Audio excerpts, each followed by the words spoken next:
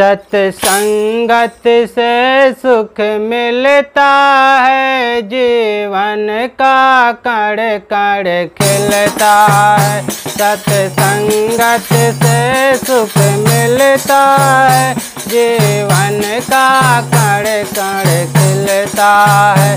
जीवन का कण कण खिलता है, जीवन का कण कण खिलता है। सत्संगत से सुख मिलता है, जीवन का कण कण खिलता है।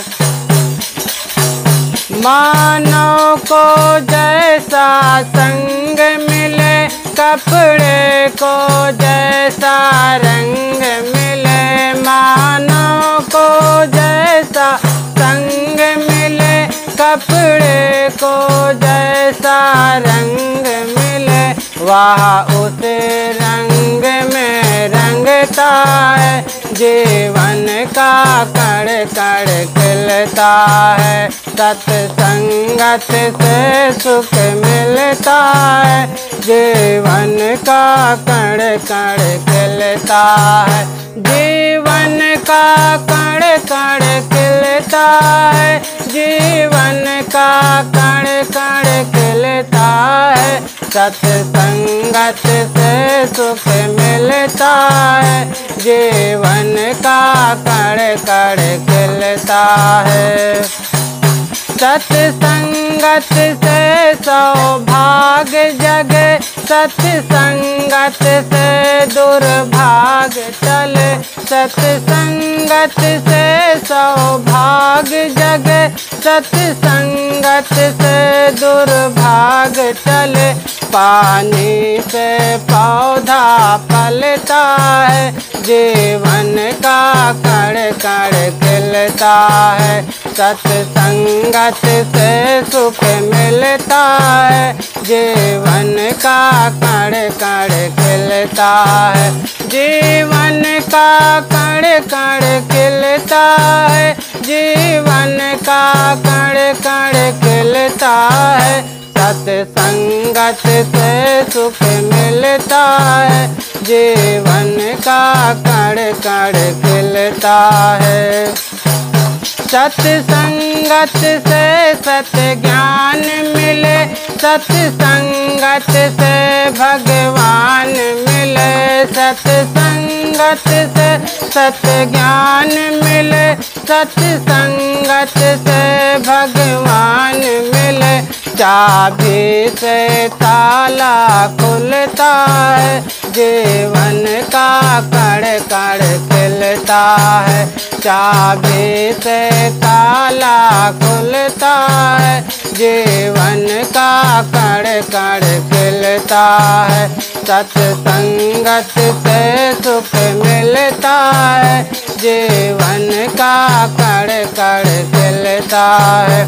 जीवन का कण कण खिलता है, जीवन का कण कण खिलता है। सत्संगत से सुख मिलता है, जीवन का कण कण खिलता है। सत्संगत से सुख मिलता है।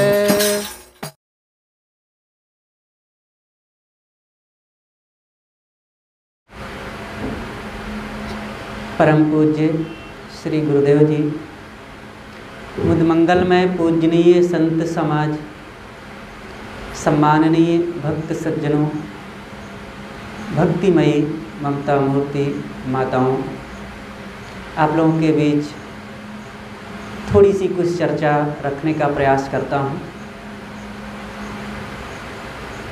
सद्गुरु कबीर देव कहते हैं, तन धरि सुखिया काहू न देखा, जो देखा सो दुखिया। इस संसार में जो भी देहधारी आया, किसी को सुखी नहीं देखा गया। जो कोई मिलता है सब दुखी मिलते हैं। कैसा यह संसार है, यहाँ चारों तरफ दुखों की बाजार है। जिसको देखते हैं वही दुखी,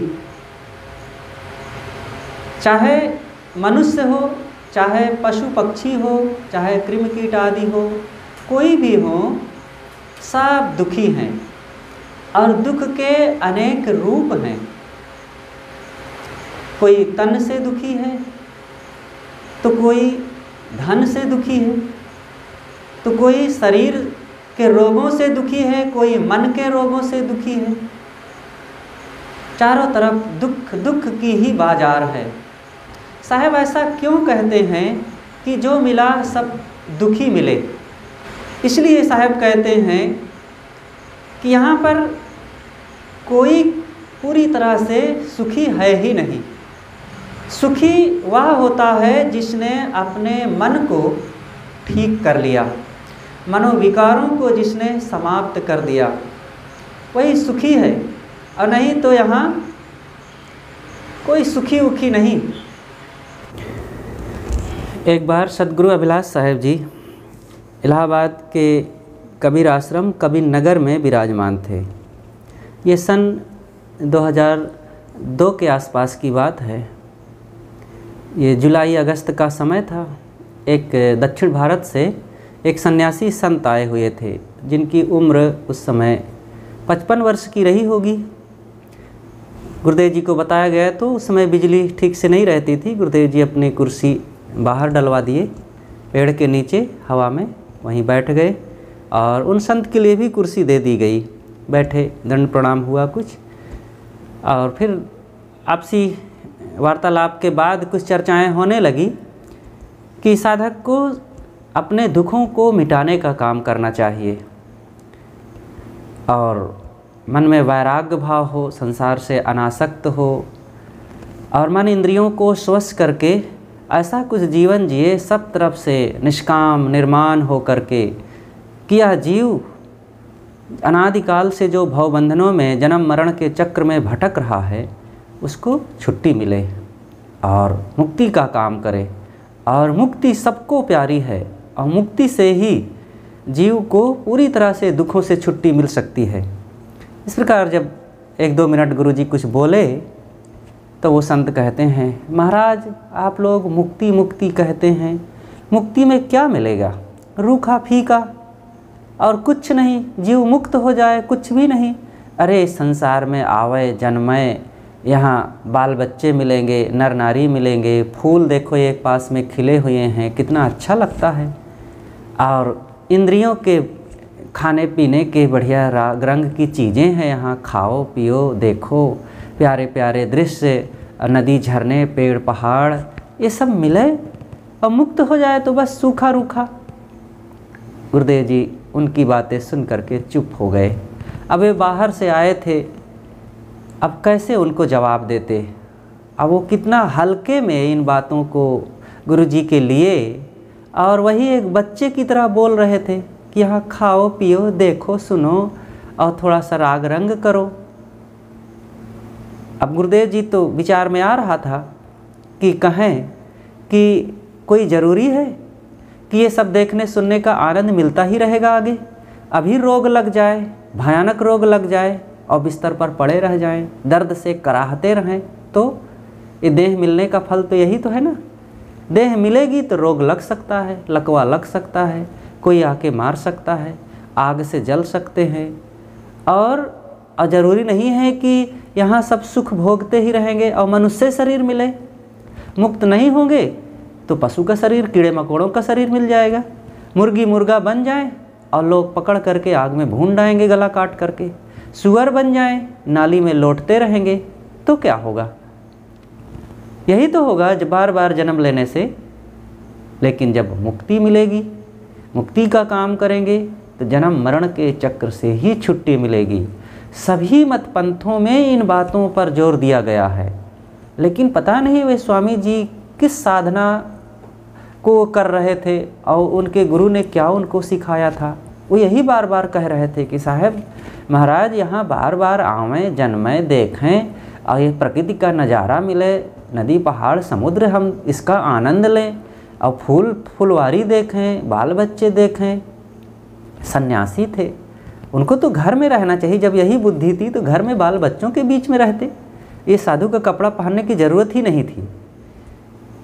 तो ये संसार दुखों से भरा हुआ है। सभी महापुरुषों ने, सभी मतपंथ के संतों ने ये कहा है कि दुखालयम अशाश्वतम, और अनविचार रमणीक सदा संसार भयंकर भारी। गोस्वामी तुलसीदास जी ने कहा है कि बिना विचार किए संसार रमणीय लगता है, और नहीं तो ये महाभयंकर दुखदाई है। और सतगुरु कबीर ने तो बारंबार इन बातों पर जोर डाला है।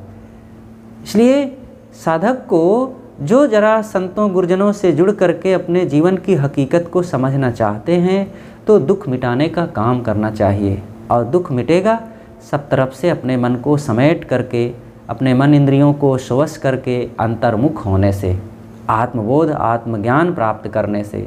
और जब ये काम होगा तभी पूरी तरह से दुख मिटेगा। संतों ने दुख रूप बना नहीं दिया है संसार को, ये है ऐसा, कोई ये नई बात नहीं है। ये सदा से आखिर रोग लग रहे हैं, चारों तरफ मन की व्यथाएं, अभाव, और यहाँ जो रोग व्याधि हैं, ये सब कुछ तो बना हुआ है। कोई ऐसा थोड़े है कि संतों ने नया यहाँ पर कुछ सृजन कर दिया है। रोग व्याधि, बुढ़ापा, मृत्यु, वियोग, ये सदा से है। और इन व्यथाओं में, इन तमाम मनोव्याधियों में सब जल रहे हैं, और हम माने रहें कि ये सब दुख सुख सुख है। सुख कहीं बाहर से नहीं, सुख तो तब हमें मिलेगा जब हम अपने मन को स्वश करके संसार से उपराम होंगे। अदृश्यों में, भोगों में, चीज़ों में और ये प्यारे प्यारे लोगों में सुख मानेंगे तो यहाँ पर थपेड़े लगेंगे। क्या ये बात अपरिचित है हमसे?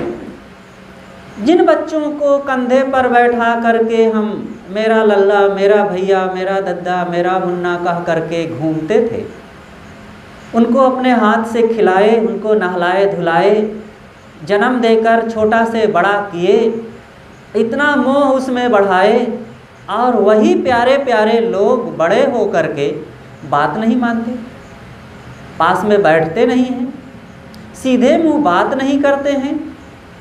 और यहाँ तक आज यह भी हो रहा है कि लोग माता पिता को ही उस घर से निकालने को तैयार हैं। तो ये क्या संतों ने ये दुख तैयार कर दिया है? ये है, और ये हमारा ही बनाया हुआ है।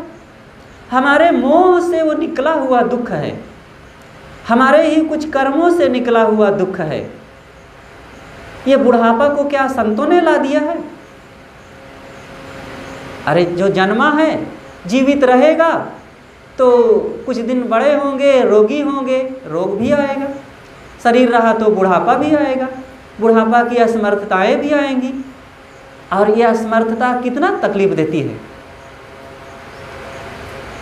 इसी प्रकार चीज़ों का वियोग, एक धनी को देखो, धन से जो इठला रहा है, बहुत बड़ा घर, बहुत धन है, और बहुत गाड़ी मोटर हैं, बैंक बैलेंस है, फैक्ट्री है, खूब चीज़ें हैं, और सब आलीशान सुविधाएं हैं, लेकिन समय का पासा ऐसा पलटता है कि चीज़ें छिन जाती हैं, घर दूसरे लोग हड़प लेते हैं, और ज़मीन उमीन सब बिक जाती है, और थोड़े दिनों में वो रोड पर आ जाता है।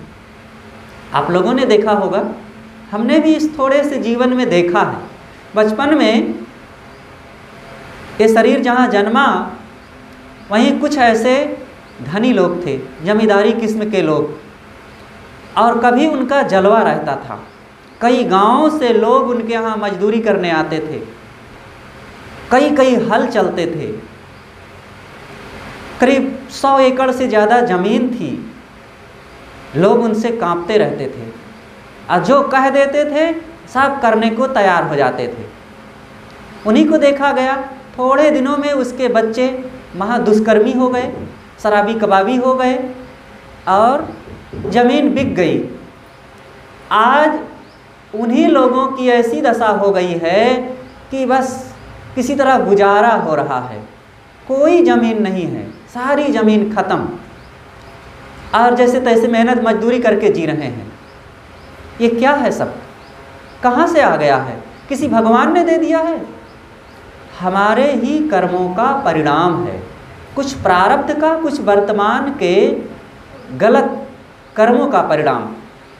प्रारब्ध को कोई बदल नहीं सकता, लेकिन वर्तमान में हम अपने कर्मों को तो ठीक कर सकते हैं, और वर्तमान को जिसने ठीक कर लिया है उसका सब ठीक हो जाता है।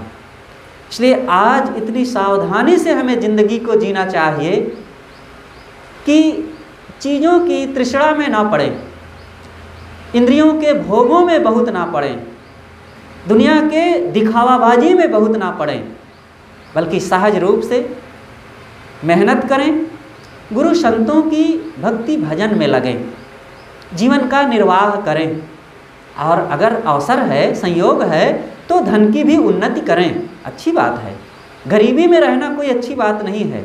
अच्छा मकान भी बना लें, गाड़ी भी खरीदें, और आलीशान सुविधाओं की भी व्यवस्था करें, लेकिन ये ना भूलें कि शरीर में बुढ़ापा नहीं आएगा, आएगा, रोग आएंगे, और बच्चे बड़े होंगे, अनसुहाते भी हो सकते हैं। तो इन सब से बचने के लिए, मन को प्रसन्न बनाए रखने के लिए, और वर्तमान अपने कर्मों को ठीक करने के लिए, और परलोक को भी ठीक करने के लिए गुरु संतों का सहयोग, उनका सत्संग, उनके ज्ञान विचार का सहारा बनाए ही रखना चाहिए। जब इस प्रकार से अपने जीवन में भक्ति भजन सत्संग और पुरुषार्थ चलता रहेगा इन सब का, तो हमारा जीवन बहुत ठीक रहेगा। और जितना अधिक हम अंतर्मुख होते जाएंगे, स्वस्थता को प्राप्त होते जाएंगे, आत्मबोध की तरफ लौटते चलेंगे, उतना ज़्यादा हम सुखी होते चलेंगे। अंततः सुखी होने का यही उपाय है कि संसार से उपराम होना। उपराम होने का मतलब मोह को घटाना, आकर्षण को घटाना। ये आकर्षण ही दुख देता है।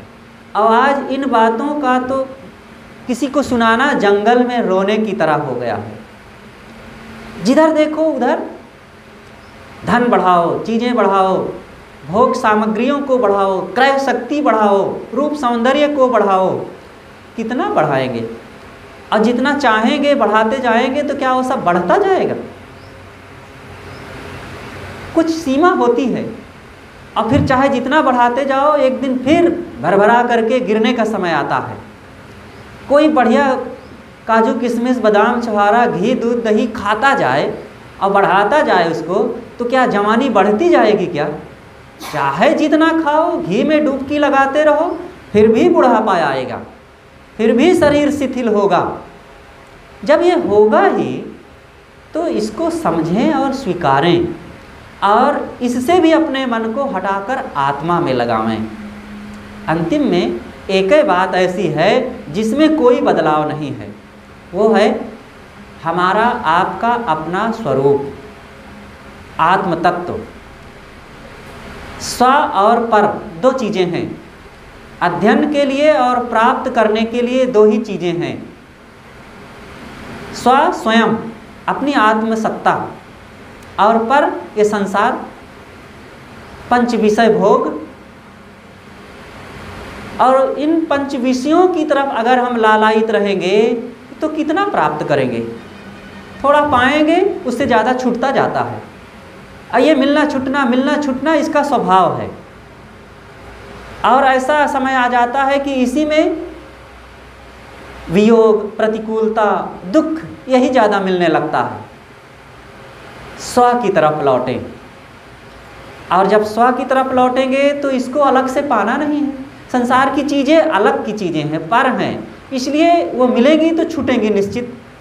लेकिन जो स्व है वो छूटने वाला नहीं है, और मिलना भी नहीं है उससे, वो ऑलरेडी मिला हुआ है। उसको समझना है, उसमें ठहरना है, उसका बोध प्राप्त करना है। और संसार से थोड़ा अट्रैक्शन जो हमारा है, लगाव है, खिंचाव है, उसको कम करना है। और जितना कम करते चलेंगे उतने आत्मा से निकट होते चलेंगे। यही तो है। संसार की चीज़ों को एक बार जान लेने के बाद फिर बार बार उसको जानना नहीं पड़ता, वो पता चल जाता है कि ये इसका ये स्वभाव है, ये ऐसा है। लेकिन ये आत्म तत्व ऐसा है, एक बार जान लेने के बाद अगर फिर हम मोह करने लग गए, संसार की तरफ आकर्षित होने लग गए, तो ये जानी हुई आत्म स्थिति फिर भूलने लगती है, भूल जाती है। इसको जानना तभी हमें मानना चाहिए कि हम जान गए कि जब हम संसार का मोह मिटा दें। इसलिए अगर सुखी होना है तो यही काम करना चाहिए। सद्गुरु ने एक जगह कहा है कि बहुत दुख दुख दुख की खानी, तब बची हो जब राम ही जानी। तब बचोगे जब राम को जानोगे। तो साहब ने दुख को भी बताया और दुख से बचने का उपाय भी बताया। तो इस पद में मैं सद्गुरु कबीर साहब के इस शब्द पर, एक पंक्ति पर थोड़ी सी चर्चा कुछ किया कि तन धरी सुखिया काहू न देखा, जो देखा सो दुखिया। कोई तनधारी दुखी नहीं है, केवल मनुष्य ही नहीं, अन्य प्राणी तो सब दुखी है ही हैं। देखो ना बेचारे, आजकल कीड़े हैं, बारिश हो रही है, कुछ झींगुर आए, कुछ कीड़े आए, कुछ पतिंगे आए। अब लाइट जली और आए वो भरभरा करके, अब बस 1 घंटे में समाप्त। और नहीं समाप्त हुए तो दूसरे कीड़े लगे हुए हैं उनको खाने के लिए। कहीं मेढक खा लिए, कहीं छिपकलियाँ खा ली, कहीं दूसरे पक्षी खा लिए, खत्म। जंगलों में घूमने वाले जानवरों को, उनको खाने पीने की क्या व्यवस्था है? रहने बसने की क्या व्यवस्था है? पहनने ओढ़ने के लिए, मच्छरदानी के लिए क्या व्यवस्था है? कुछ नहीं। जैसे तैसे जिंदगी जिए। और दूसरे शिकारी, कुत्ते, अन्य जानवर, मनुष्य उनको घात लगाए बैठे हैं। सब तरफ दुख है। और हम मनुष्य लोग जो पढ़े लिखे बैठे हैं अपने अपने घरों में, बड़ी सुविधाओं में और सरकारी सुरक्षा में भी, लेकिन फिर भी मन से जल रहे हैं, मन से पीड़ित हैं। कारण यही है कि बाहर की 1000 सुविधाएं, सुरक्षा होते हुए भी अगर हम अंदर की सुरक्षा को ध्यान नहीं देंगे, मन को स्वश नहीं करेंगे, इंद्रियों में संयम नहीं रखेंगे, आत्म तत्व को नहीं पहचानेंगे, तो बाहर की 1000 सुरक्षाएं, लाखों सुरक्षाएं भी हमें सुरक्षित नहीं रख सकती हैं। इसलिए एक सुरक्षा का ध्यान दें। असली सुरक्षा है आत्मबोध, आत्मज्ञान, आत्मस्थिति। और वो सत्संग से, गुरुदेव संतों के सानिध्य में बैठ करके जब उनके आशीर्वचनों को सुनेंगे, उसको जीवन में धारण करेंगे और उसी के अनुसार फिर अपने मन को निर्मोह, निष्काम, निर्माण बनाते चलेंगे, तब फिर हमारा मन प्रफुल्लित होता जाएगा, अस्थाई खुशियाँ पनपने लगेंगी और ये जीवन हमारा धन्य हो जाएगा। आप लोगों के बीच मैं कुछ देर अपनी बातें कहता रहा और हमारे पूज्य श्री साहब जी विराजमान हैं और आप सब लोग तो सुनते ही रहते होंगे, लेकिन सबसे ज़्यादा तो मुझे खुशी है कि आज पूज्य साहब जी के आशीर्वचन हमें सुनने को मिलेंगे और उनका हमें अधिक से अधिक सुनना है।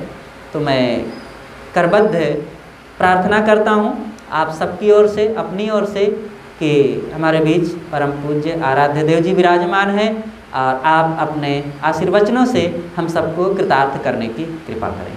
बोलिए सद्गुरु देव की जय। ये सत्संग का पहला दिन है। इस आयोजन में उपस्थित यहाँ के अध्यक्ष संस्थापक पूज्य श्री पूर्णेंद्र साहब जी, कौशाम्बी आश्रम उत्तर प्रदेश से पधारे हुए परम पूज्य संत श्री राम साहब जी, हमारे कोसा नाला से पधारे हुए हमारे संत श्री निकटेश्वर साहब जी के साथ आए हुए साहब, वर्तमान उपस्थित प्रेमी सज्जनों, माताएं, अभी आप साहब जी के द्वारा बड़ी सुंदर चर्चा सुन रहे थे। मैं भी अपना विचार आप लोगों के सामने रखूंगा। संसार में है सोच और संतों से हमें मिलते विचार, और बुद्धि से आती समझ, और समझ से जो भी हम कार्य करते हैं वो हमारे जीवन में सुख शांति देता है। इसलिए संतों के पास हम क्यों जाते हैं? ताकि उनके विचार को हम सुने और उनके द्वारा जो सुनी हुई बातें, उनके विचार है, वो हमारे समझ में आते हैं और समझ के द्वारा हम अपने जीवन को ठीक बना सकते हैं। ये संसार जो है ये सोच का ही रूप है। सदगुरु कबीर बड़ी सुंदर बात बताते हैं, संकट सोच पोच यह कलिमा, बहुतक व्याधि शरीरा, जहाँ धीर गंभीर अति निश्चल तहाँ उठ मिलहु कबीरा। ये संसार क्या है? ये सोच पैदा करता है और सोच से तो दुख पैदा होता। और जब हमारे पास सोच पैदा होता फिर आदमी संकट में पड़ जाता है, फिर पोच हल्का होता, दुखी होता। ये तो संसार है। जितना आपके जीवन में जितना सोचोगे उतने दुख बढ़ेगा और जितने ही समझोगे और विचारोगे उतनी शांति मिलेगी। सोचने लगे हमारे पास क्या नहीं है, क्या क्या नहीं है, बड़ा दुख। विचार कर लिए कि चलो जो हमारे भाग में वही तो होगा, समझ लिए कि साथ में जाने वाला क्या सब तो यहीं छूटेगा, हो गया निश्चय। इसीलिए सोच को ठीक कर लिया आदमी। मैं जब बनारस में रहता था तो वहाँ एक रेडियो में गीत आता था और गीत की बोल थी, अश्लील गीत था वो। उसका बोल था कि नजरिया के मारे मरी मेरी गुइयाँ, ये गीत गाता था। रेडियो में गीत आता था, मैं छत के ऊपर बैठकर बड़े ध्यान से सुनता और जब वो गीत शुरू होता मैं पहुँच जाता और मैं भी गुनगुनाता रहता। हमारे जो बड़े बड़े संत थे, परीक्षक साहब जी, तरण साहब जी, ये उस समय थे, वो मेरे को कहते हैं पागल ये क्या सुनता, ये तो गंदा गीत है। मैंने कहा साहब भले ही वो गंदा हो पर मेरे लिए तो बड़ा अच्छा शिक्षा दे रहा है गीत। क्या क्या शिक्षा दे रहा है? ये गीत कह रहा है कि गुइया का अर्थ होता मित्रों, हे मित्रों, हम गलत सोच के कारण ही संसार में मर रहे, माने दुख पा रहे हैं। नजरिया के मारे मरी मेरी गुइया। हम जीवन में दुख क्यों पाते हैं? हमारी सोच गलत है। हम गलत सोच रहे हैं और गलत सोच के कारण ही हम दुख पा रहे हैं। हम सोच को ठीक कर लें। कब ठीक होगी? जब हमें संतों के विचार और समझ होगी तो सोच ठीक हो जाएगी। इसलिए कहा जाता है कि जब आदमी की समझ ठीक हो गई, आदमी का भाव भी पवित्र बन जाएगा। हमारे जीवन की जो क्रिया कहाँ से होती है? हृदय से भाव बनते हैं, मस्तिष्क से विचार होते हैं और इंद्रियों से कर्म होते हैं। जैसे हम सुनते हैं ऐसे हमारे हृदय में बनते भाव, उसी प्रकार से हमारे मस्तिष्क में होते हैं विचार, और जिस प्रकार के हमारे विचार होते हैं, हमारी समझ होती है, उसी प्रकार से हमारे होते हैं कर्म। ये इंद्रियों से होते हैं और इंद्रियों के द्वारा किया गया कर्म ही हमारे शरीर में दुख सुख का भोग रूप आता है। ये भोग दुख सुख कहीं अलग से नहीं आ जाते, हमारे द्वारा ही ये किए कर्मों का ही जो परिणाम है, जो हमारे जीवन में दुख आता है और सुख आता है। वर्तमान में हम उस सुख दुख को बदल सकते हैं, सुख को और दुख को बदल सकते हैं। जीवन में दुख है तो उसको सुख में बदल सकते हैं। इसलिए कहा जाता है कि आज हम बदल सकते हैं, ये बदलने का समय है। कौन बदल सकता है? ये मनुष्य ही बदल सकता, कोई पशु पक्षी नहीं बदल सकते। इसलिए शिक्षा उपदेश किसको दी जाती है? मनुष्य को, पशुओं को नहीं। मनुष्य को शिक्षा दी जाती है, मनुष्य को उपदेश दिया जाता है ताकि ये बदल सके और बदल के जीवन को सुखी बना ले। बस बदलना ही तो है और करना कुछ नहीं है। एक कहानी के माध्यम से कुछ चर्चा रखूं। एक बार एक महात्मा जी के पास में दो शिष्य गए। जब दो शिष्य गए तो दोनों बैठे, कहे गुरु जी अब हमें कुछ उपदेश कीजिए जिससे हमारा कल्याण हो। महात्मा ने कहा ठीक है, पर महात्मा बड़े समझदार थे, उन्होंने देखे इनके भाव कैसे हैं, इनके भाव की मैं परख करूं। पहले आदमी के हृदय के भाव को परख करके चर्चा करें तो वो चर्चा जमेगी, और हम उनके भाव को परख करके चर्चा ना करें तो चर्चा नहीं जमती। ऐसे ही महात्मा जी ने उनके भाव को परखा। पहले इस व्यक्ति से कहा, भाई तुम्हारा संसार में किसी से प्रेम था कि नहीं? बाल बच्चों में कहा नहीं महाराज, बिल्कुल नहीं था। पत्नी में कहा नहीं था। परिवार के लोगों में, माता पिता में कहा बिल्कुल नहीं था। अच्छा, किसी में नहीं था? क्या नहीं था। महात्मा ने कहा ठीक है, तू बैठ जा। दूसरे से महात्मा ने कहा कि भाई तेरा संसार में किसी से प्रेम था कि नहीं? क्या गुरु जी था। पत्नी में भी सद्भावना थी, माता पिता के प्रति श्रद्धा थी, बच्चों में भी प्यार था, गांव के लोगों में भी प्रेम भाव सद्भावना थी, था गुरु जी। महात्मा ने कहा तो फिर यहाँ क्यों आया? क्या इसलिए आया कि वो स्वार्थ का प्रेम और स्वार्थ की सद्भावना थी, भावना थी। इसलिए यहाँ पर इसलिए आपके पास आया हूँ कि अब क्या करूँ। महात्मा ने कहा कुछ नहीं करना है, जो पहले प्रेम पत्नी में था वही प्रेम गुरु संतों सत्संग में लगा दो। जो प्रेम अपने जो है बाल बच्चों में था वही प्रेम यहाँ लगा दो। जो प्रेम जो है परिवार के लोगों में था वही प्रेम यहाँ लगा दो। बस बदलना है। क्या गुरु जी बदलना, बस इतना ही तो करना, बदलना ही तो है, हमें बदलना है। ये सत्संग इसलिए मिलता है कि हम उसको बदलें। जो हमारी पहले की भावना थी उस भावना को आज बदल दें। कैसे बदली जाएगी? जब हमें संतों की ये विचार मिलेंगे तब बदलेगी। समझ आएगी तो बदलेगी, और समझ ना आए तो बदले कैसे? सुनते हैं हम लोग कि वाल्मीकि डाकू थे, पर वो डाकू नहीं थे, वो प्रचेता ऋषि के 10वें पुत्र थे। और जब नारद से उपदेश मिला, डाकू की संगत से डाकू बन गए थे। जब नारद का उपदेश मिला तो एक महापुरुष बन गए। शरीर बदला, वही था। क्या बदली? भावना बदली, विचार बदला, महापुरुष बन गए। अंगुलीमाल डाकू थे। अंगुलीमाल डाकू नहीं थे, वो तो अहिंसक थे। उनका नाम अहिंसक था। पहले पीछे से गुरु दक्षिणा में गुरु ने उंगली मांगी थी गुरु दक्षिणा में, तो उन्होंने लोगों की उंगली काटा, निर्दयता आ गई, निर्दयी बन गए।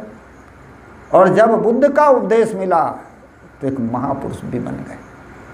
अब उन्होंने क्या बदला था? शरीर बदला था क्या?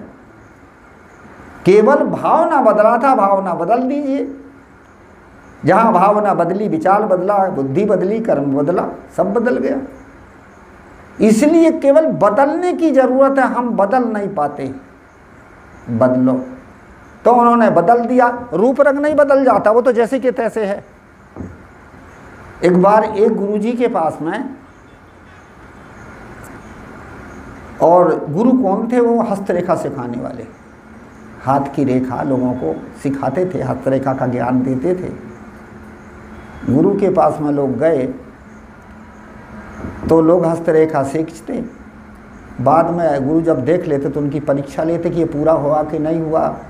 फिर उसके बाद में जब देख लेते कि ये पूरा हस्तरेखा का जानकार है तो उसको छोड़ देते, जाए अब तो अपना जान गया पूरा। कहा जाता कि एक व्यक्ति भी एक उनसे हस्तरेखा सीखने के लिए गया। हाथ की रेखा जब सीखा तो गुरु को भी पता चल गया कि हस्तरेखा में पारंगत है, जानकार है पूर्ण, और उसे भी विश्वास होगा कि मैं भी हस्तरेखा का पूरा जानकार हूँ। गुरु जी को भी विश्वास हो गया कि हस्तरेखा का जानकार हो गया, और उसे भी विश्वास हो गया कि मैं हस्तरेखा का जानकार हूँ। कहा जाकर कि गुरु जी ने अब उसकी परीक्षा ली। अपना हाथ दिखा के, बेटा तू मेरा हाथ देख। और जब उसने हाथ देखा गुरु जी का, तो उनका हाथ बता रहा था, कहानी के अनुसार मैं बता रहा हूँ कि कहानी ये कहती कि उसने जब उनका हाथ देखा तो हाथ बता रहा था कि गुरुजी चोर हैं, बदमाश हैं, बेईमान हैं, गलत आदमी हैं। और जैसे उसने हाथ देखा तो हाथ पकड़ के रह गया। गुरुजी ने कहा बेटा बताओ ना। क्या? गुरुजी क्या बताऊं? मुझे मुझे स्वयं अनुभव है कि मैं हस्तरेखा का अच्छा जानकार हूँ, और आपसे भी मैं परिचित हूँ कि आप एक महापुरुष हैं, परंतु आपका हाथ कब बता रहा कि आप चोर है, बदमाश है, बेईमान है, गलत आदमी है।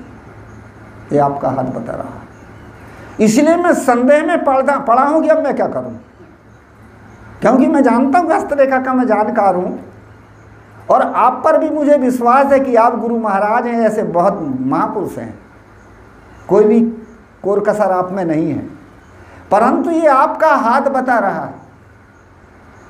अब मैं समझ में नहीं पा रहा हूँ। गुरुजी ने कहा बेटा तू हस्तरेखा का जानकार, तू ठीक कह रहा है, मैं पहले ऐसा ही था, परंतु मैंने सत्संग के आधार से अपने स्वभाव को बदला। हाथ को और शरीर को थोड़ी बदला है, शरीर हाथ पैर तो सब वही रहेंगे, केवल मैंने भाव को बदला। कहानी का तात्पर्य है सत्संग के द्वारा हमारे भाव बदलते हैं, विचार बदलते हैं, समझ बदलती है, विवेक की जागृति होती है, और विवेक की जागृति के आधार पर फिर हम अपने आप को बदल लेते हैं। रामायण में बड़ा सुंदर प्रसंग आया कि बिन सत्संग विवेक न होई, सत्संग करो, सत्संग से विवेक होगा।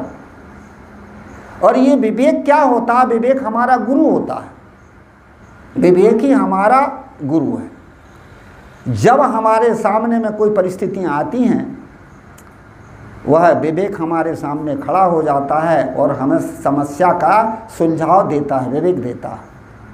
अपने लोग संध्या पाठ में पाठ करते हैं ना, जो गुरु बसे बनारस शिष्य समुंदर तीर, बिसराए बिसरे नहीं जो गुण होए शरीर।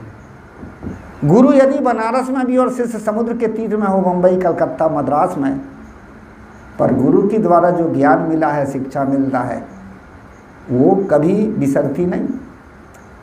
आप लोगों को पता है कि ये जो पहले लाखड़ी आप खेत में बोते थे ना, जिसकी दाल खाते थे लोग, उतेरा में बो देते थे ना, और जब वो लाखड़ी काटते समय उसके बीज झड़ जाते थे, और झड़ जाने के बाद में पानी खेत में भरा रहता था। आप धान भी पैदा कर लेते थे, परंतु उसके बाद में जब उसका समय आता था, मौसम आता था, वो बीज उग जाता था ना। जो खेत में बीज सड़ता न गलता, संयोग पाकर समय पर उपजता। ऐसे ही हमारे ज्ञान के, भक्ति के, धर्म के संस्कार हैं, विवेक के संस्कार है, जो हमें विपरीत अवस्था में जगाते हैं और जगा करके हमें सही रास्ते पर ला देते हैं। मेरे गुरु जी थे सदगुरु श्री राम स्वरूप साहब जी, और क्या था कि उनका अंतिम समय था, 2-4 दिन के बाद शरीर छूट गया। तो एक दिन मैंने उनसे कहा, साहब जी आप हमारे गुरु जी थे, हमारी रक्षा करते थे, शिक्षा देते थे, और आपकी कृपा से हम इतने आगे जो है आज सुधार पर हैं, और जिस दिन ये आपका ये शरीर नहीं रहेगा उस दिन हम क्या करेंगे। साहब ने बड़ी सुंदर बात बताई थी। उन्होंने कहा था कि तेरा गुरु तेरे भीतर है। उनका कौन सा गुरु? क्या उस गुरु की रक्षा करना, उसको सुरक्षित रखना, तू सदा सुखी रहेगा और वही तुझे बचाएगा। उनका वो कौन सा गुरु है जरा बताइए साहब। क्या जो मैंने शिक्षा दिया, जो संतों से सुना, जो सदग्रंथों से पढ़ा, जो और भी अच्छे महापुरुषों से विचार सुना, वही तो गुरु है, वही तेरी रक्षा करेगा। ये गुरु, संत, महात्मा, माता पिता या कोई भी शरीरधारी अपना सदा साथी नहीं होता, सबका शरीर आगे पीछे चला जाता, परंतु उनके विचार, उनकी रहनी रहस्य, वही तो हमको जो जागृत करवाती है। तो उसको संभाल के रखना, उनको बात बिल्कुल ठीक है। कहानी का तात्पर्य, हम संतों से विचार सुनते हैं, और संतों के विचार सुन के, जो संतों के विचार विवेक रूप बन करके हमारे भीतर जागृति दिलाते हैं, और जब विपरीत अवस्था आती है तो वही विवेक ही हमारे भीतर में जागृत करा करके हमें साधना कराता है और हमें सफल बना देता। उदाहरण देके समझाऊं। एक बार ये हुआ कि एक व्यक्ति था और कहीं रास्ते रास्ते चला जा रहा था, सत्संग हो रहा था। सत्संग में ये चर्चा चल रही थी, सदगुरु कबीर साहब की वाणी और रामायण की चौपाई पर विचार चल रहा था। सदगुरु कबीर साहब कहते हैं, अब तैं संहार संहार, खुद संभलो और दूसरे को संभालो, रहा हूँ संभाले राम बेचारे। ये बात सुन रहा था, खुद संभलो और दूसरे को संभालो। संत समझा रहे थे, वो आदमी ने सुन लिया। दूसरी चौपाई रामायण की थी, ये कह रहे थे कि जो सही दुख पर छिद्र दुरावा और बंद नीयते ही जग जस पावा। जो स्वयं कष्ट सह करके दूसरे की कमजोरी को अर्थात कमी को ढांकता है, संभालता है, उसकी संसार में बंधना होती है। उस आदमी के भीतर बात जम गई, और जब जमी तो कहे बिल्कुल बात ठीक है। इसके बाद में कितने 16 साल बीत गए।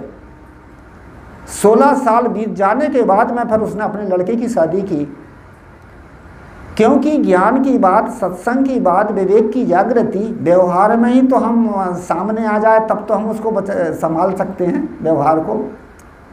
तो इसी प्रकार से 16 साल के बाद लड़के की शादी उसने की, घर में बहू आ गई, बड़ी प्रसन्नता,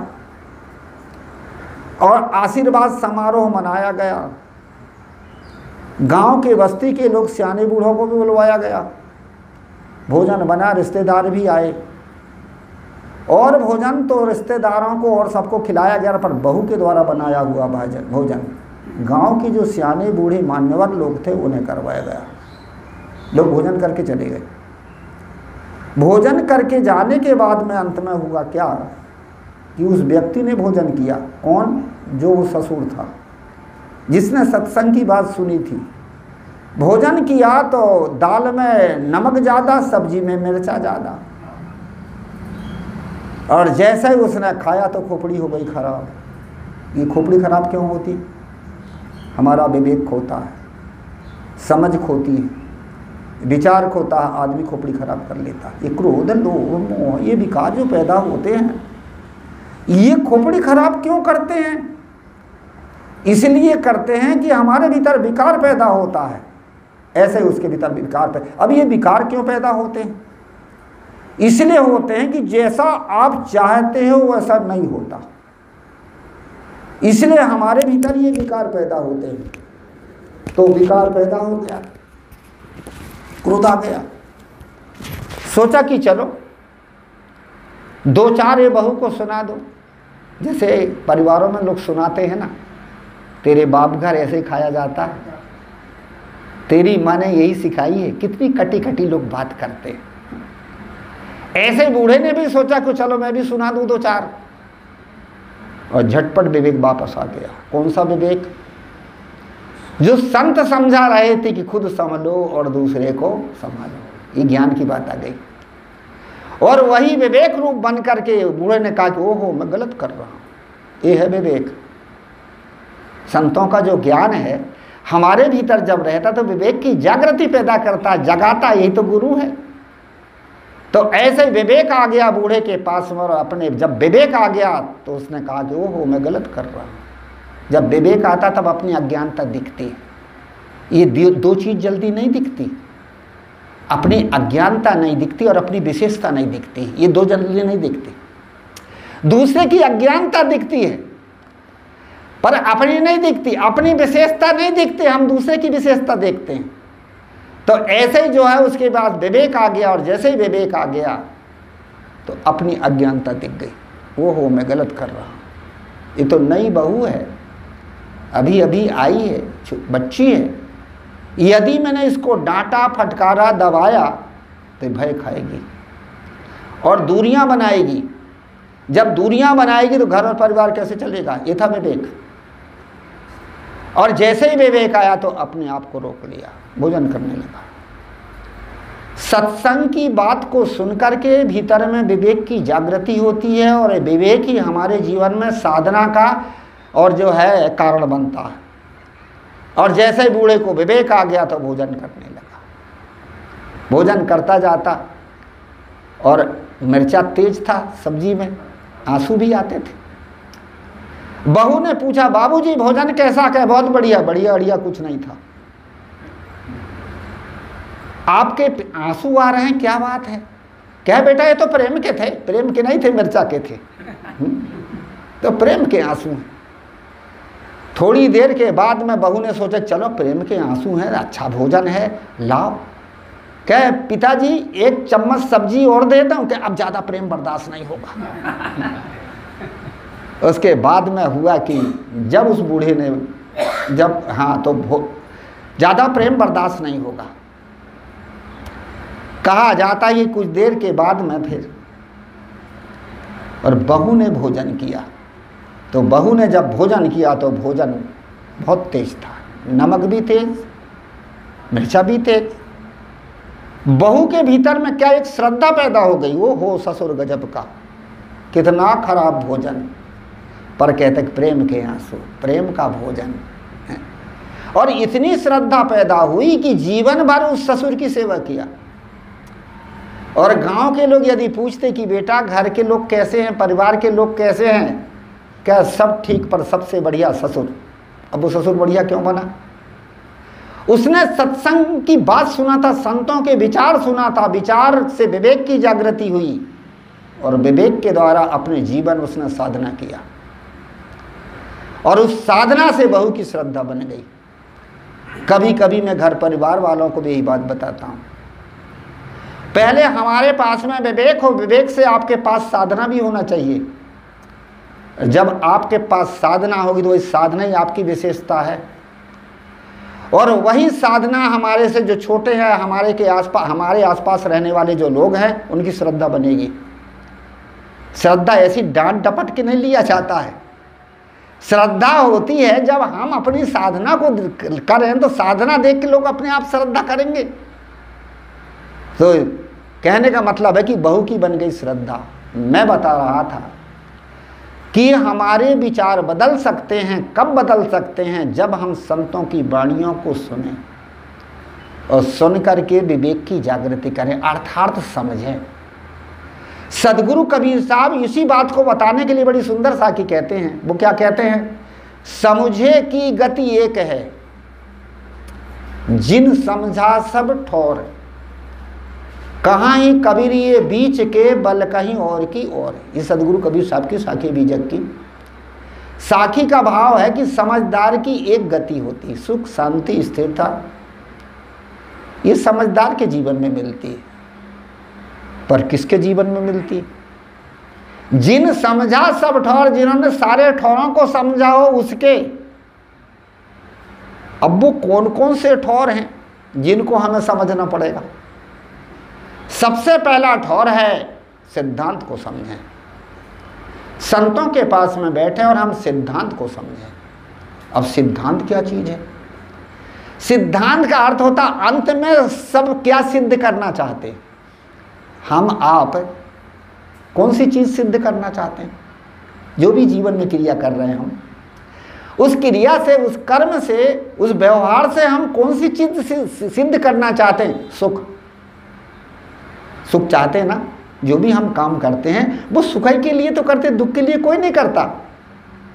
इसलिए हमारा आपका सिद्धांत, सबका सिद्धांत है सुख।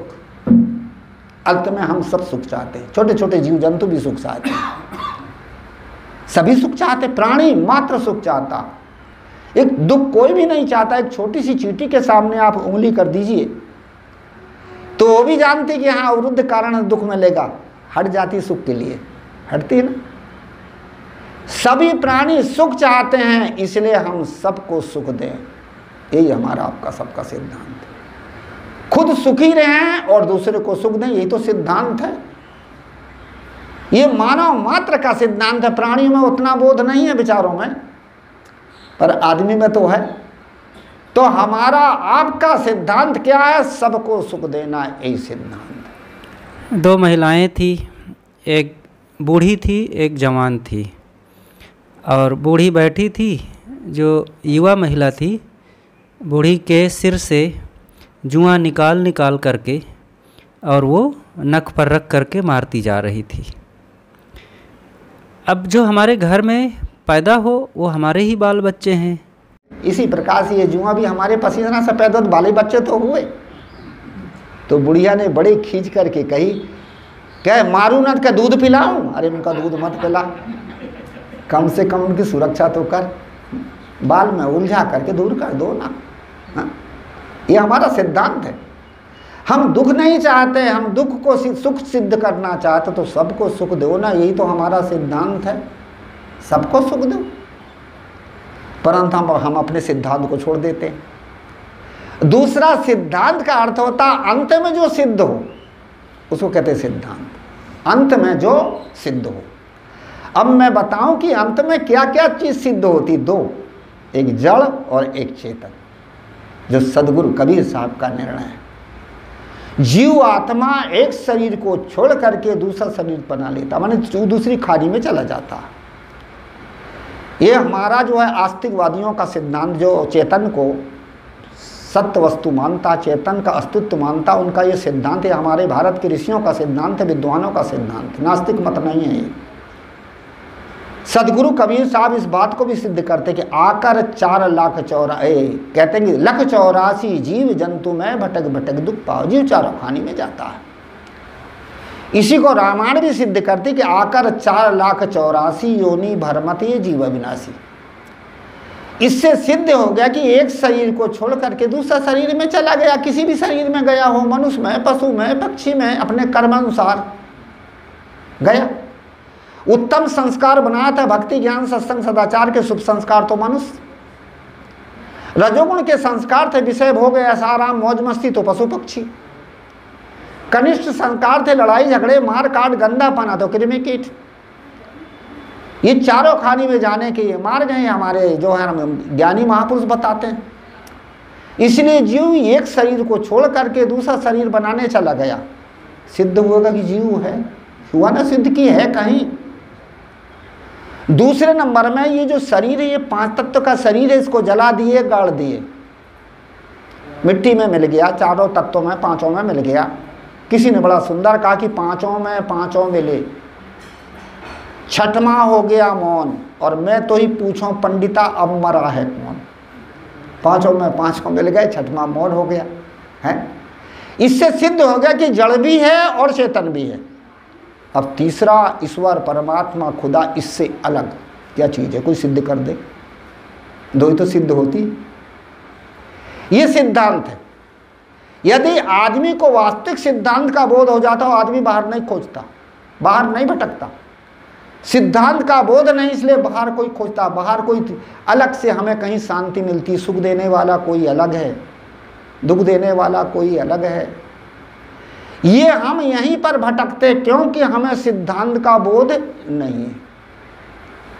सिद्धांत का जिसको बोध होता है वो बाहर नहीं खोजता, बाहर नहीं झांकता, वो स्वयं भीतर झांकता, स्वयं को खोजता कि मैं चेतन हूं, अपने वासनावश कर्मों के अनुसार मैंने गलत किया हूं, उसका फल मुझे प्राप्त है। विवेकी ये विचार करता है, पर जिसके पास विवेक नहीं वो बाहर भटकता, क्योंकि सिद्धांत का बोध नहीं है। तो जिसको सिद्धांत का बोध नहीं है वो बाहर भटकता है। दूसरा सिद्धांत का अर्थ होता है कि अंत में सिद्ध होने वाली, तो दो ही चीज सिद्ध होती है, वो अंत में सिद्ध होने वाली। फिर दूसरी बात और बताऊं, शरीर को जला दिया, गाड़ दिया, चेतन ने दूसरा शरीर धर लिया। अब भूत प्रेत क्या चीज है? अब भूत प्रेत क्या चीज है? ये हमारी मान्यता है।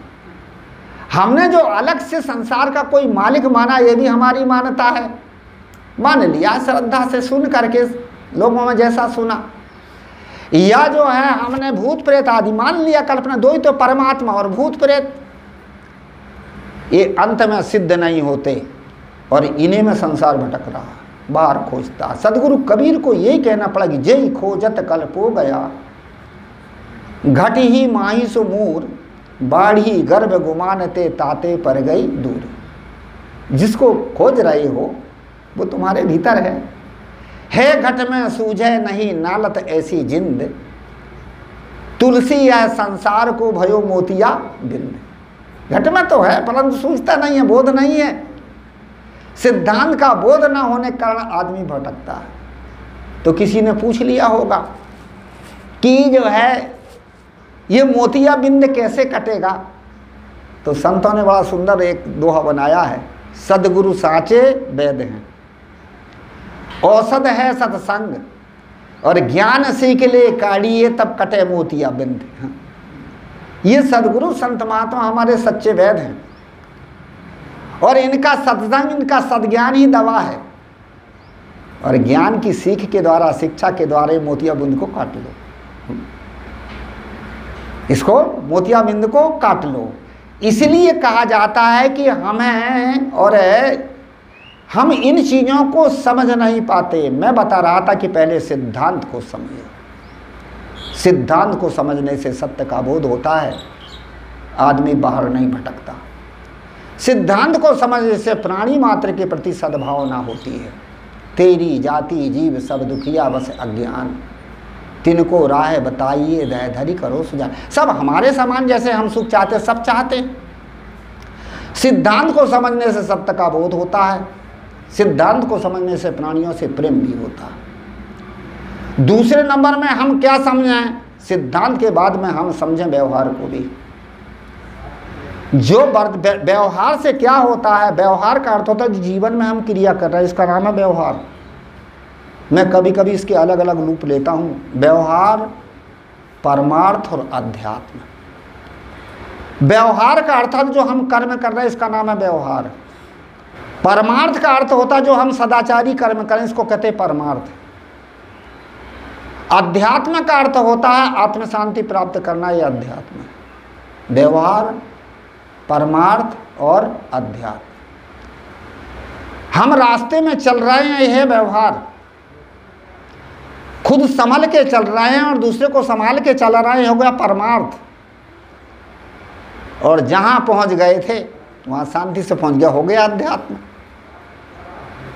इस प्रकार से परमार्थ का अर्थ होता है, परमार्थ का अर्थ होता है परम अर्थ, माने परम धन। किसी की सेवा करो, सहायता करो, सहयोग दो, इसका नाम है परमार्थ। सदाचारी कर्म, सेवा करो, सहायता दो, सहयोग दो, सुरक्षा करो, अच्छी सलाह दे दो, इसी का नाम है परमार्थ। और इसके बनते हैं संस्कार। कैसे संस्कार बनते हैं? किसी को यदि कुछ दे दो तो उसके मन में कितनी प्रसन्नता हो गई, और हमारे मन में भी बड़ी प्रसन्नता होती कि हमने कुछ दिया। दोनों के संस्कार बन गए कि नहीं? उसके पाने के संस्कार बन गए प्रसन्नता के, हमारे देने के संस्कार बन गए प्रसन्नता के। दोनों में प्रसन्नता है, पाने में भी प्रसन्नता है और देने में भी प्रसन्नता, हो तो गया परमार्थ। किसी को छीन लो, छपट लो, लूट लो, बेईमानी कर लो, अपने भीतर भी खुटका बना रहता है कि कोई समझ जान ना ले, क्योंकि पाप तो हम भी जान रहे ना, पर क्यों कर रहे हैं? आसक्ति के बस में, लोभ के बस में। जान तो रहे हैं पर आसक्ति और लोभ के बस में हम पाप कर रहे थे। हम पाप को हम जानते हैं, नहीं जानते थे कर लिए, फिर छिपते क्यों थे, डरते क्यों थे? सिद्ध हो गया कि जानते थे। इसलिए हमें भी भय बना रहता है और अगले के भीतर वाले के भीतर दुख बना रहता है, हो गया पाप। ये है संस्कार। प्राणियों के एक दूसरे के ये संस्कार होते हैं, और उसी संस्कार से प्राणियों का लेना मिलना जुलना होता है, एक दूसरे से लेना देना होता है। इसलिए हम परमार्थ को भी समझें, दान करें, पुण्य करें, धर्म करें, इससे अच्छे संस्कार बनते हैं। बाहर की शरीर की संसार की यही चीज़ सब छूट जाती है, शरीर छूट जाता, परिवार छूट जाता, समाज छूट जाती है, पर हमारे जो संस्कार हैं वे नहीं छूटते, वो तो हमारे साथ ही होते हैं।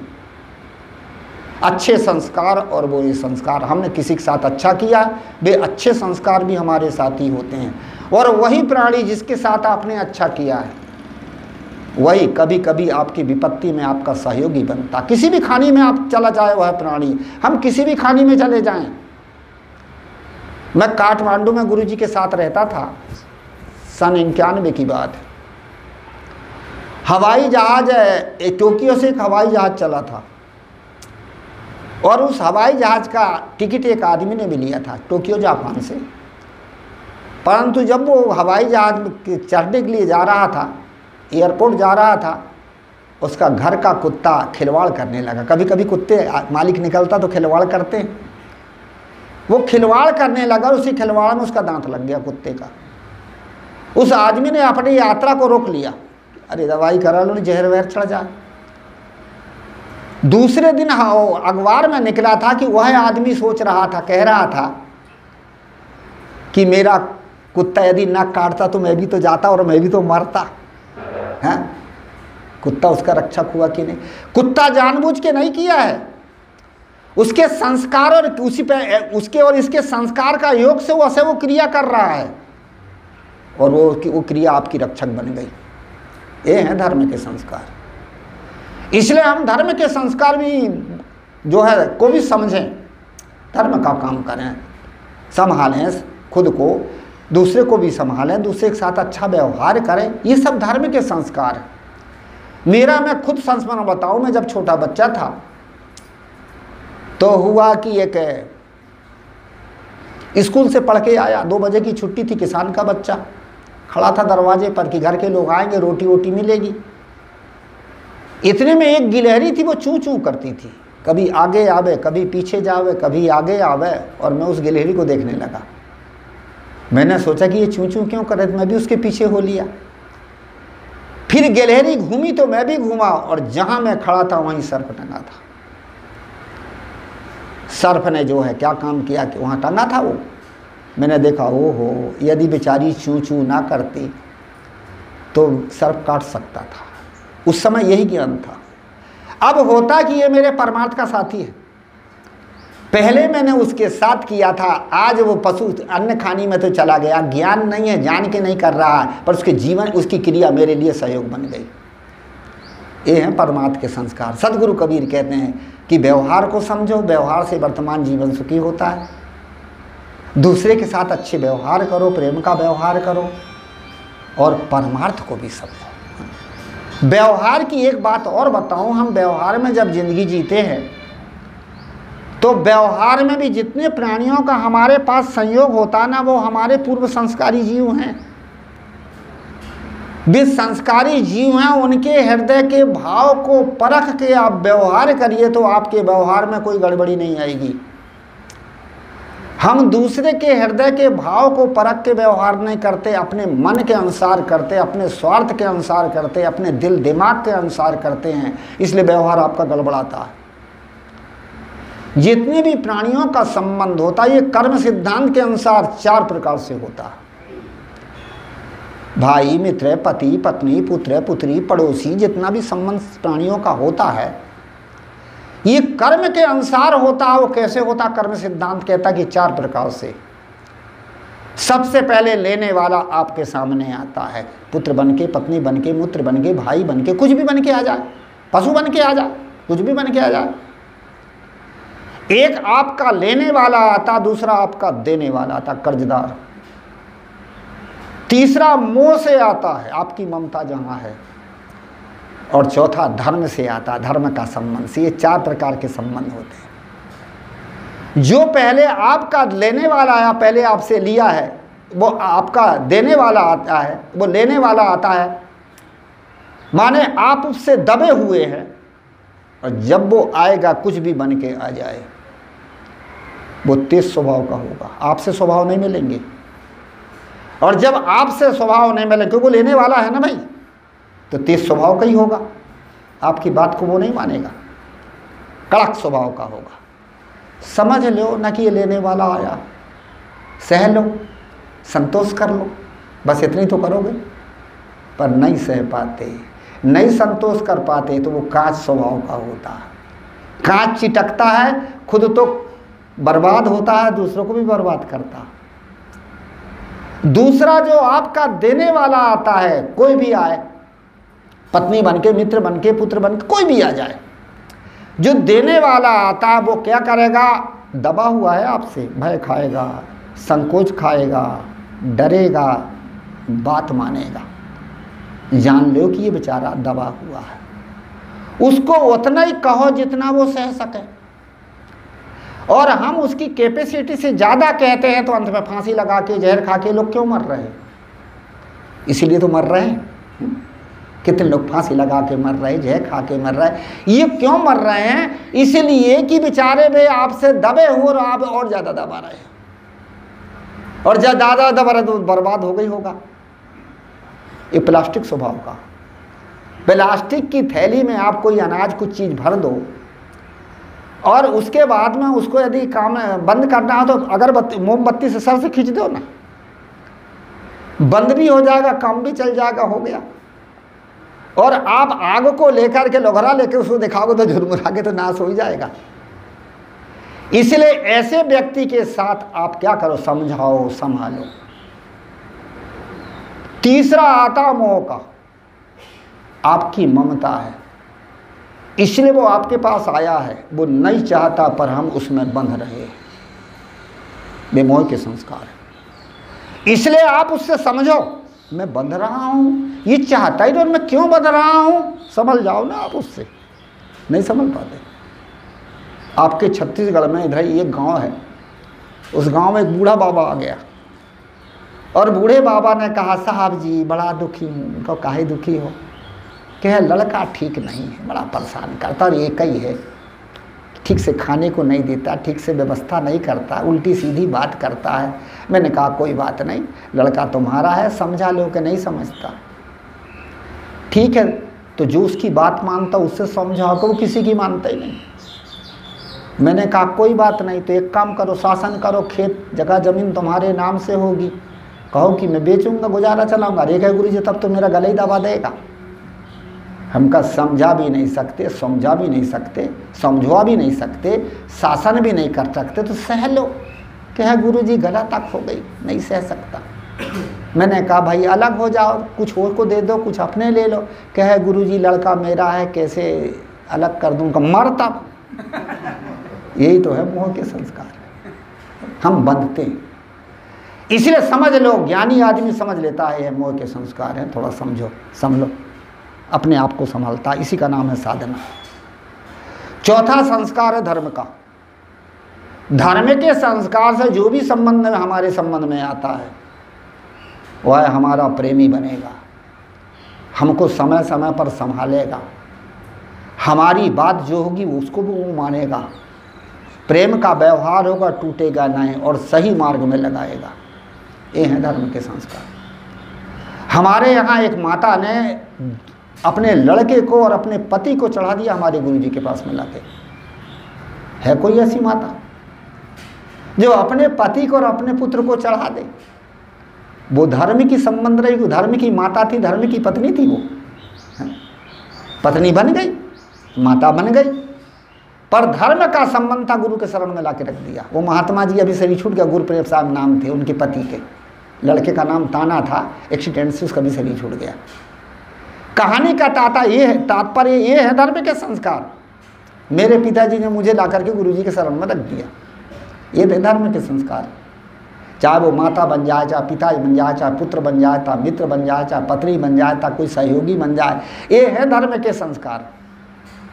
तो इसी प्रकार से ये धर्म के संस्कार, आप कहाँ के, हम कहाँ के, यही तो धर्म के संस्कार हैं। मैं बता रहा था पहले हम व्यवहार को समझें। जो भी प्राणी हमारे संपर्क में आता है वो 4 कारणों से आता है। उसके साथ उसके हृदय के भाव को परख करके व्यवहार कर लीजिए, फिर किस चीज़ की झंझट, हम परख नहीं पाते। सदगुरु कबीर साहब बड़ी सुंदर बात बताते हैं। वो कहते हैं कि दिल का महरम कोई न मिलिया, जो मिलिया सो गर्जी, और कहाँ ही कब्र आसमान ही फाटा, क्यों कर सीब है दर्जी। दिल का जानकार, हृदय की परख करने वाला जल्दी नहीं मिलता। हर आदमी अपनी गर्ज चाहता है, अपना स्वार्थ चाहता है, इसलिए विकृति पैदा होती, दुख पैदा होता, विकृति आती है, दुख कहीं अलग से थोड़ी आता। शंकराचार्य से किसी ने पूछा था शल्यम परम किम, भारी दुख क्या है, तो उन्होंने सीधा ही कह दिया निज मूर्खत है वह अपनी ना समझे। मैं बता रहा था कि हम व्यवहार को भी समझें, परमार्थ को भी समझें, सिद्धांत को भी समझें। सिद्धांत को समझने से सत्य का बोध होता है, व्यवहार को समझने से वर्तमान जीवन सुखी होता है, परमार्थ को समझने से धर्म के संस्कार बनते हैं, और आखिरी चीज़ है अध्यात्म को भी समझें। अब अध्यात्म क्या चीज़ है? अध्यात्म है आत्म शांति प्राप्त करना, ये अध्यात्म है। चिंता फिकर को मिटाना, राग दोष को मिटाना, मन के विकारों को परख करके हटाना, स्वरूप स्थिति करना, शांति प्राप्त करना, इसका नाम है अध्यात्म। जो अध्यात्म को समझ लेता है उसके जीवन में यथार्थ शांति मिलती है। जो अध्यात्म को नहीं समझ पाता उसके जीवन में यथार्थ शांति नहीं मिलती। समझे की गति एक है। समझदार के जीवन में शांति मिलती है। व्यवहार को समझेंगे तो वर्तमान जीवन सुखी होगा, परमार्थ को समझेंगे तो अच्छे संस्कार बनेंगे, और क्या कहते हैं सिद्धांत को समझेंगे तो सत्य का बोध होगा, बाहर नहीं भटकेंगे, और अध्यात्म को समझेंगे तो आत्म शांति होगी। इसका नाम है अध्यात्म। लोग सोचते चलो माला ले लो हो गया अध्यात्म, कुछ नाम जप लो होगा अध्यात्म। ठीक है, मन की एकाग्रता के लिए वो भी उसकी भी ज़रूरत है, परंतु वास्तविक ज़रूरत है हमारे मन के विकारों को परखना और परख करके उसको हटाना। इसका नाम है अध्यात्म। बड़ा सुंदर कहा है, मन का मस्तक में उड़िए काम क्रोध के केस, दादू मिटे उपाधिते सतगुरु के उपदेश। हम अपने मन को परखें, समझें, परख करके धीरे धीरे उसको ठीक करें। ठीक करते करते आत्म शांति अपने आप प्राप्त हो जाती है। इसका नाम है अध्यात्म। एक बनिया था, जीवन भर लोगों को लूटा खसोटा डांडी मारा, क्या क्या किया। जवानी में कर लिया, जोश था, बुढ़ापे में फिर होश आता तो जोश ही नहीं रहता। जवानी में जोश रहती, होश नहीं रहता। ऐसे ही बूढ़ा बनिया था, जीवन भर गलत किया, अंत में बुढ़ापे में याद आया पाप हो गया, बहुत गलत किया, अब क्या करें। तो जो पंडितों या लोगों ने बता रखा था कि माला जप लो, मैंने 2 अगर के बाद 32 से सारा पाप साफ हो जाता, माला जप लो तो साफ हो जाता। माला ले लिया हाथ में, जपता बैठे बैठे जप। छोटा सा नाती था, माँ की गोद से उठा, बूढ़े के पास आ गया, पूजा पाठ का सामान छीट दिया। अध्यात्म करते करते, उस अध्यात्म कहते हैं उसको लोग, अध्यात्म, हम अध्यात्म कर रहे हैं, भगवान का भजन कर रहे हैं। तो छोटा सा नाती आया, पूजा पाठ का सामान छीट दिया, खोपड़ी खराब हो गई, और बहू को डांटने लगा, बूढ़ा हरामजादी बच्चे को नहीं समझती संभालती। बहू बड़ी समझदार थी, बहू ने कहा बाबूजी ये राम जी का मंत्र है कि शंकर जी का? जपत जपत गाली बकने लगे।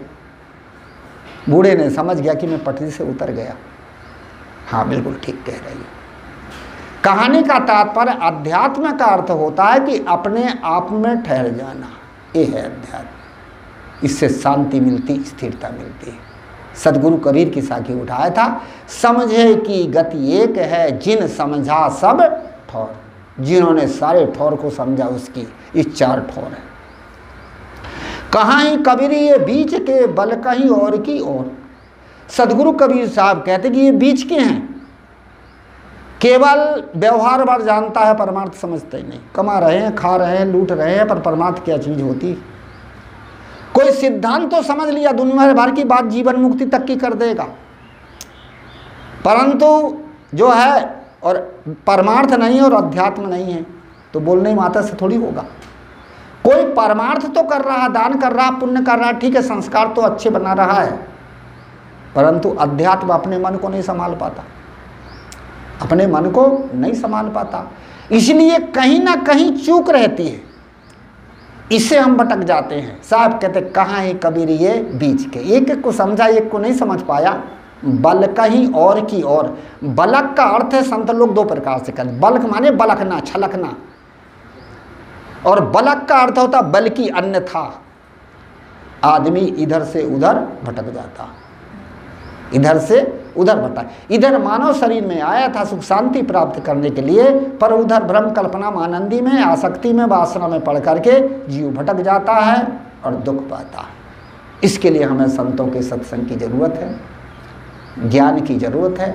मैंने प्रसंग उठाया था, हृदय से भाव बनते हैं, मस्तिष्क से विचार बनते हैं, इंद्रियों से कर्म होता है और शरीर से भोग होता है। इसलिए सत्संग से हमारे हृदय के भाव अच्छे होते हैं, अच्छे विचार मिलते हैं, अच्छे विचार से हम अच्छा कर्म करते हैं और हमारे जीवन में सुख शांति मिलती है। समय पूरा हुआ, वाणी को विराम दूँ। बोलिए श्री सद्गुरुदेव की जय।